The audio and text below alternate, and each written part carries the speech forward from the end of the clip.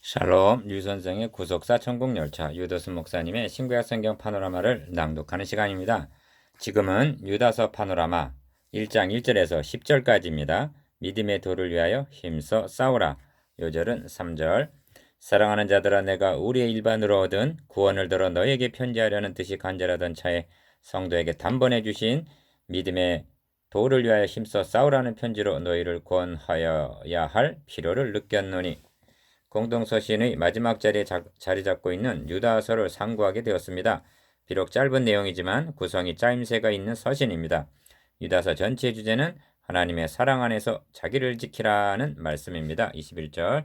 유다는 본래 구원의 도리에 대해서 기록하려 하였으나 이단이 침투하였다는 소식을 듣고는 편지의 내용을 바꾸게 된 것입니다. 첫째 문단 1절에서 10절까지의 주제가 믿음의 도를 위하여 힘써 싸우라는 말씀이라면 3절, 둘째 문단의 주제는 지극히 거룩한 믿음 위에 자기를 건축하라는 20절 말씀이 됩니다. 그리고 이 두 주제가 하나님의 사랑 안에서 자기를 지키는 일입니다. 이 주제들이 말씀해 주는 대로 유다서는 복음 진리가 혼란한 시대를 살아가고 있는 현대교회 더욱 적실성이 있는 말씀입니다. 첫째 문단을 두 단원으로 나누어 상고하겠습니다. 첫째 단원 1절에서 4절, 가만히 들어온 몇 사람 때문. 둘째 단원 5절에서 10절, 역사적인 사실에 입각한 경고. 첫째 단원 1절에서 4절, 가만히 들어온 몇 사람 때문. 예수 그리스도의 종이요 야고보의 형제인 유다는 부르심을 입은 자 곧 하나님 아버지 안에서 사랑을 얻고 예수 그리스도를 위하여 지키심을 입은 자들에게 편지하노라. 1절 1. 첫째 단원의 중심점은 가만히 들어온 몇 사람, 즉 이단에 침투했습니다. 송신자인 유다는 자신을 기억 예수 그리스도의 종이요 니은 야고보의 형제인 유다라고 소개합니다. 그렇다면 이 유다는 당시 예루살렘 교회의 감독으로 있으면서 야고보서를 기록한 야고보의 동생이요 주님의 육적인 동생임을 알게 됩니다. 이 수신자들을 가리켜 부르심을 입은 자 곧 하나님 아버지 안에서 사랑을 얻고 예수 그리스도를 위하여 지키심을 입은 자들이라고 부르고 있습니다. 기억, 부르심을 입은 자라 합니다. 이 땅에 태어날 때에도 선택권이 우리에게 있었던 것이 아니듯이 하나님의 자녀로 태어난다는 것도 자원함으로 되는 것이 아니라 택하시고 부르심으로 되는 것입니다. 그러므로 베드로 사도도 니은 형제들아 더욱 힘써 너희 부르심과 택하심을 굳게 하라 하고 격려합니다. 베드로후서 1장 10절. 부르심에 대한 감격이 가장 절실한 사람이 바울일 것입니다.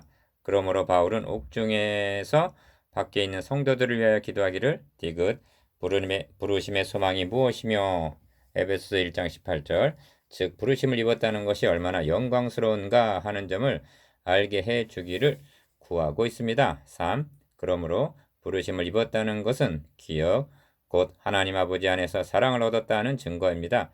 1절 중반절 하나님이 어찌하여 우리를 택하시고 불러주셨는가? 사랑하시기 때문입니다. 그리고 한마디를 더한다면 그 기쁘신 뜻대로 우리를 예정하사 에베소 1장 5절 즉 기쁘셔서 그렇게 하셨다는 것입니다.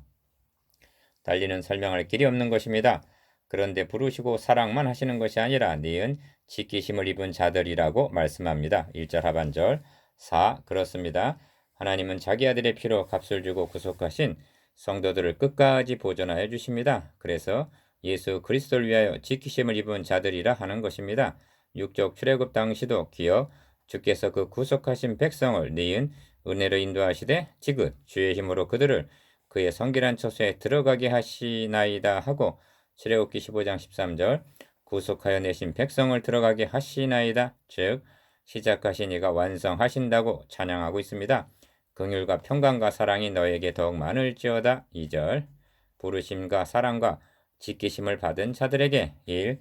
사랑하는 자들아 내가 우리의 일반으로 얻은 구원을 들어 너희에게 편지하려는 뜻이 간절하던 차에 3절 상반절 일반으로 얻은 구원이란 기억 차별이 없이 로마서 3장 22절 골로새서 3장 11절 니은 값없이 거저 주시는 에베소 1장 6절 구원의 복음을 가리킵니다. 이 구원의 복음을 증거하려는 계획을 갖고 있었다는 것입니다. 2. 그런데 계획을 받고 성도에게 단번에 주신 믿음의 도를 위하여 힘써 싸우라는 편지로 너희를 구원하여야 할 필요를 느꼈노니 합니다. 3절 하반절 기억 단번에 주신 것이라 말씀합니다. 이 단번이 히브리서에 강조되어 있는데 히브리서 7장 27절, 9장 12절, 26절, 28절, 10장 2절, 10절 그리스도께서 자기를 들여 단번에 이루신 것이 복음입니다. 히브리서 7장 27절 니은 이 믿음의 도를 위하여 힘써 싸우라는 독려를 할 필요를 느꼈다는 것입니다. 왜냐하면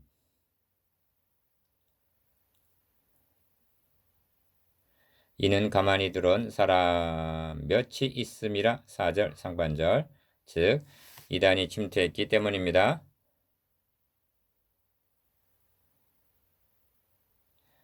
3. 복음은 주님께서 죽으시고 다시 사심으로 이루어 주신 것입니다.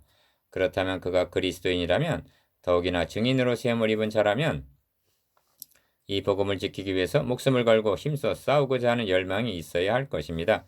복음을 변질시키려는 자들은 기억 저희는 옛적부터 즉 이런 거짓 선지자는 구약시대도 있었고 니은 이 판결을 받기로 미리 기록된 자니 합니다. 4절 중반절 선지서에는 거짓 선지자에 대한 판결 기록이 많이 있습니다. 가 내 말을 도둑질하는 선지자들을 내가 치리라. 나 혀를 놀려 그 하나님이 말씀하셨다 하는 선지자를 내가 치리라. 다 내 백성을 미혹하게 하는 자를 내가 치리라 하십니다. 예레미야 23장 30절에서 32절 4.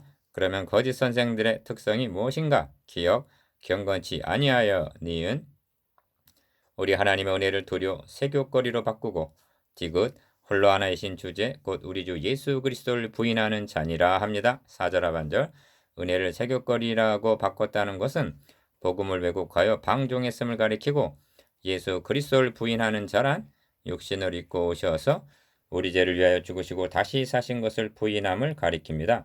당시에 일어난 영지주의자들이 이와 같았던 것입니다. 5. 이단들은 진리와 윤리에서 잘못이 되었던 것입니다. 그렇다면 현대교회의 진리와 윤리는 바로 서 있다고 말할 수가 있는가?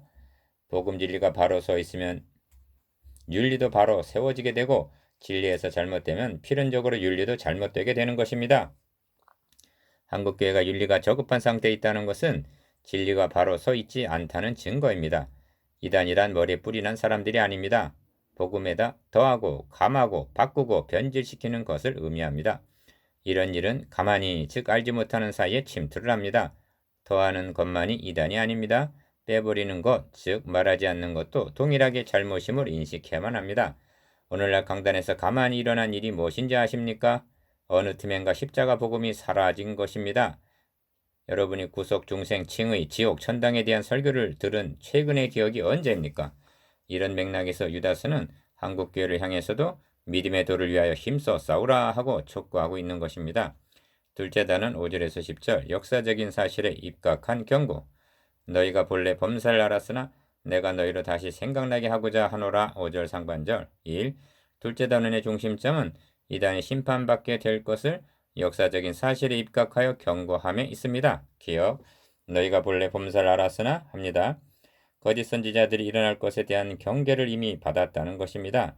그래도 안심이 안 되어서 니은 내가 너희로 다시 생각나게 하고자 하노라 합니다. 바울도 너희에게 같은 말을 쓰는 것이 내게는 수고로움이 없고 너희에게는 안전하니라 합니다. 빌립보서 3장 1절 2. 유다는 역사적인 신뢰를 들어서 경고합니다. 기억 주께서 백성을 애굽에서 구원하여 내시고 후에 믿지 아니하는 자들을 멸하셨으며 합니다. 5절 하반절 이는 민수기 13장에서 14장까지에 기록된 열 족장들의 불순종에 대한 언급입니다. 열 족장의 잘못이 무엇인지 아십니까? 저희가 믿지 아니함으로 능히 들어가지 못한 것이라 합니다. 히브리서 3장 19절 불순종은 곧 불신앙입니다. 니은 또 자기 지위를 지키지 아니하고 자기 처소를 떠난 천사들을 큰 날의 심판까지 영원한 결박으로 흑암에 가두셨으며 합니다. 6절 이는 사도 베드로도 언급하고 있는데 베드로후서 2장 4절 5절의 예가 지상에서 일어난 신뢰라면 6절은 천상에서 일어난 사건이라 하겠습니다. 디귿 소돔과 고모라와 그 이웃 도시들도 저희와 같은 모양으로 간음을 행하다가 다른 색을 따라가다가 영원한 불의 형벌을 받음으로 거울이 되었느니라 합니다. 7절 지금 유다는 불법을 행하던 자들의 종말을 역사라는 거울을 통해서 보여주고 있는 것입니다. 거울이 되었느니라 1. 그러한데 꿈꾸는 이 사람들도 합니다. 8절 상반절. 어찌하여 거짓 선생들을 꿈꾸는 자라 말하는가? 이단의 공통적인 특징은 자신만이 신령한 자인 양 가장을 하면서 특별한 계시를 받은 양 말한다는 점입니다. 그래서 마치 몽유병자와 같기 때문일 것입니다. 구약시대의 거짓 선지자들도 내가 몽사를 얻었다 하고 말했습니다. 또 여호와의 엄중한 말씀이라 하고 예레미야서 23장 25절 34절 권위를 과장했던 것입니다. 다시는 여호와의 엄중한 말씀이라 말하지 말라. 각 사람의 말이 자기에게 중벌이 되리니 이는 너희가 사시는 하나님 만군의 여호와 우리 하나님의 말씀을 망령되 있음이니라 하고 경고합니다. 예레미야 23장 36절 2. 그와 같이 육체를 더럽히며 권위를 업신여기며 영광을 해방하는도다 합니다. 8절 하반절 기억. 육체를 더럽히며 한 것은 성적으로 타락한 것을 가리키는데 니은 권위를 업신여기며 영광을 해방하는도다 한 말은 무슨 뜻인가? 10절에서 이 사람들은 무엇이든지 그 알지 못하는 것을 해방하는도다 하고 거듭 책망하고 있는데 교회의 권위와 영광을 해방함으로 분열을 조장한 것으로 여겨집니다. 이를 19절에서는 이 사람들은 당을 짓는 자며 육에 속한 자며 성령은 없는 자니라 합니다. 디귿 저희는 이성 없는 짐승 같다 하고 말씀하는데 이성은 없는 짐승과 성령이 없는 종교 지도자는 닮은 꼴이요 그 종말은 그것으로 멸망하느니라 합니다. 10절 하반절 3. 유다는 권위와 영광을 해방한다는 것이 얼마나 중대한 잘못인가를 깨닫게 하기 위해서 천사장 미가엘이 모세의 시체에 대하여 마귀와 다투어 변론할 때 감히 해방하는 판결을 쓰지 못하고 다만 말하되 주께서 너를 꾸짖으시기를 원하노라 하고 10절 심판주 되시는 하나님께 의탁했다고 말씀합니다. 그런데 이단에 속한 자들은 자신이 하나님인 양 절대시하고 단정하고 정죄하고 해방함으로 교회를 혼란에 빠뜨리게 하고 분열을 시켰던 것입니다. 대적자, 반역자, 회방자에 대한 심판은 역사가 증언해 주고 있습니다. 그러면 어떻게 하는 것이 믿음의 도를 위하여 힘써 싸우는 것인가? 이를 다음 문단에서 살펴보겠습니다. 4. 묵상해 보겠습니다. 기억, 단번에 주신 믿음의 도에 대해서 니은 현대교회에 가만히 침투한 이단에 대해서 디귿 권위를 무시하고 영광을 해방하는 일에 대해서